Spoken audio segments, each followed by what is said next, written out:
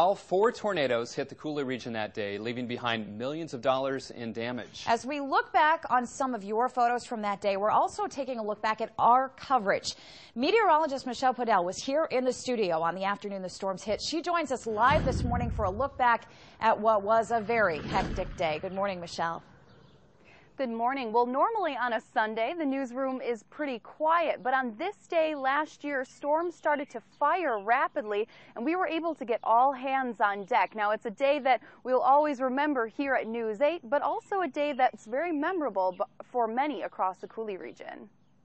I feel very lucky to be alive, yeah. It's the grace of God that I think we are alive. Storms began firing over southeastern Minnesota and northeastern Iowa during the early afternoon of Sunday, May 22nd, 2011. One of the first storms to form that day was in central Houston County. The storm quickly turned tornadic, causing the most significant damage near Hoka, where it was rated as having a strength of EF2. This same storm continued to track northeast across the Mississippi and into highly populated La Crosse County. I've always heard the old myth that tornadoes never hit where 3 rivers meet like in La Crosse. And that myth was squashed on this day. The tornado entered La Crosse County near Green Island Park and the southern side of Isle La Plume just before 4:30, where trees were uprooted, homes damaged caused by winds of a lower-end EF2 tornado. The tornado continued northeast through La Crosse, causing more widespread destruction even though it weakened in strength to an EF1. Massive trees completely uprooted, now covering the entire road.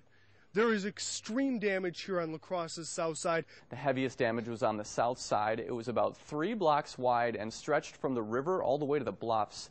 Now, officials estimate at least 200 homes were damaged. So far, we haven't had any reports of injuries, and as Lou mentioned, it's just incredible that these storms could roll through and there would be this much damage with so few injuries. The destruction didn't stop there.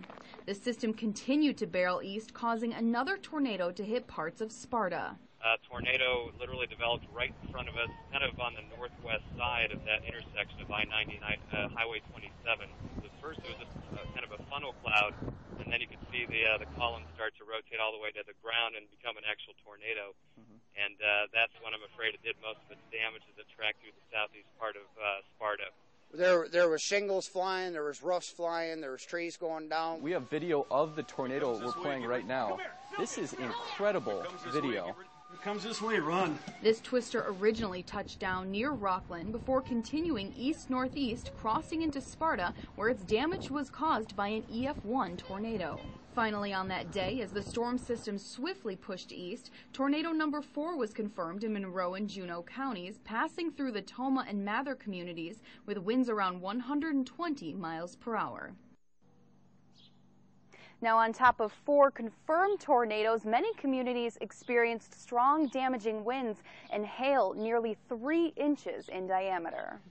Now, Michelle, this seems like it was a fairly well-advertised event, lots of warnings out, and I think it kind of hits home, though, that it's important to have more than one form of media to get those warnings. Like, for example, I was in my car at the time, so I couldn't watch TV. So what do you recommend in terms of getting those warnings? Well, definitely sign up for our text alerts. That's very important. On top of having your radio on, your weather radio on, and of course, we're always keeping you updated at News 8. And that day, the National Weather Service did a fantastic job putting out those warnings. Not only were we under a moderate risk of severe weather that day, so that gave everyone a heads up earlier in the day, but we also had 11 severe thunderstorm warnings and 11 tornado warnings just on that day alone. And as we can see, with the we didn't have any deaths and very few injuries, so people definitely took those warnings very seriously. Heeded the warnings. All right, Michelle Poedel reporting live for us this morning. Thank you very much.